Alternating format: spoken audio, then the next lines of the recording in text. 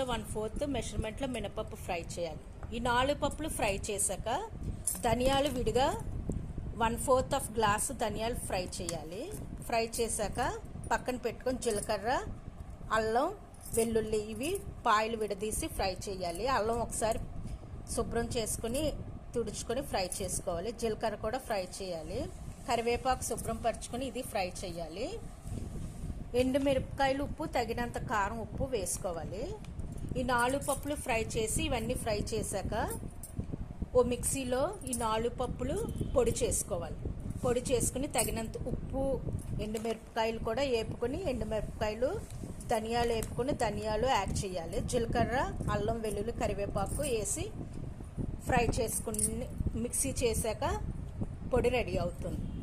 ఇవన్నీ ఫ్రై చేసుకుని మిక్సీలో గ్రైండ్ చేసుకుని పొడి చేసుకుంటే రుచికర